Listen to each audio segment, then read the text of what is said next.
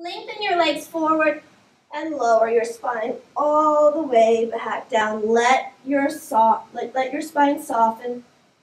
Walk the feet underneath you, hands along beside you, and release through the hips. So maybe a little rock back and forth if that feels good, like a pelvic clock. Try to find all your edges so you know where your middle is, right? Now keep your pelvis still. From here, float your right leg up and your left leg to meet it. Both legs are working together, holding in your tabletop. Let's go through our toe taps. Inhale to float and exhale to lift. Inhale to float and exhale to lift. Come back to your breathing. Come back to your rib cage connection. Can you soften your ribs down onto the mat? Work through your arms just a little bit. If you want a little added challenge, let's start to speed it up just a little bit, like you're walking. Your range of motion isn't going to be as big. Now lift the layers of abdominals. Support the low back by engaging your abs, like you're trying to narrow the space between your ASIS points. Last two. And last one. Both legs to tabletop. Place the right and then the left. Woo! I got my waist turned on, right? So we're going to use our waist and our abdominals through our bridge work. Heels sit bone distance apart. Release through the pelvis. And then exhale, curl. And start to draw it all the way back up. Lifting up nice and tall. Take your inhale. And exhale, lay your spine back down. Can you connect through the spread of your shoulders? The same area we've been working on. Exhale to scoop. Widen through your collarbones, lift up to your top, and exhale to lengthen and lower. Now as you lower, careful that your shoulders don't come with you, but keep wrapping them back and down. They have a tendency to turn into internal rotation, and I don't want that. I want you to really feel almost like you're spiraling the inside of your bicep up towards the ceiling. Start to flow through that bridge. Nice and steady each time you hit the top. Then you exhale and you release, lowering it back down. And then curling, last two. Nice and fluid.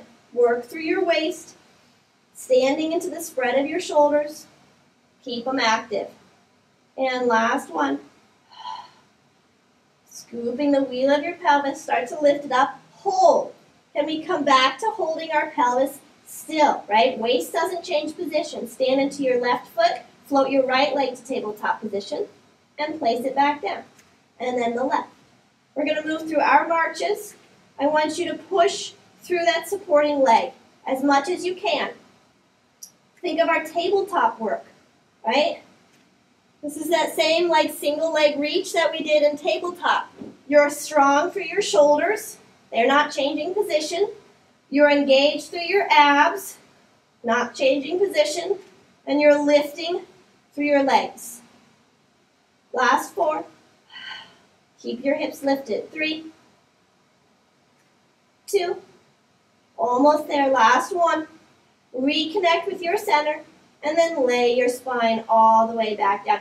Keep your collarbones wide. I'm getting a beautiful stretch across the front of my shoulders.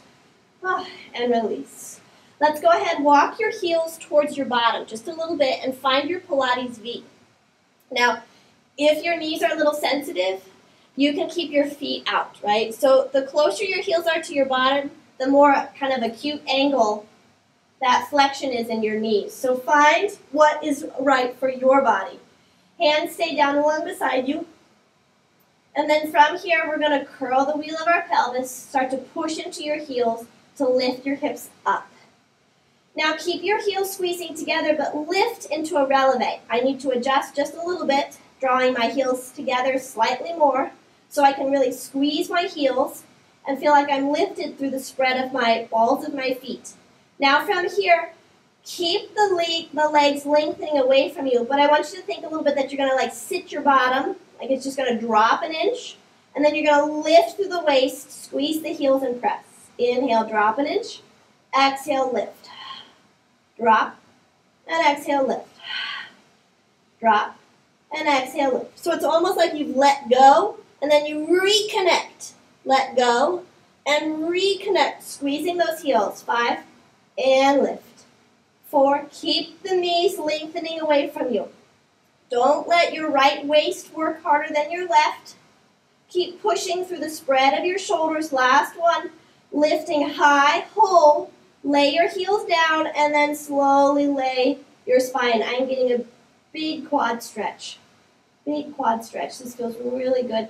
Lengthen, lengthen, lengthen all the way down. Let it go.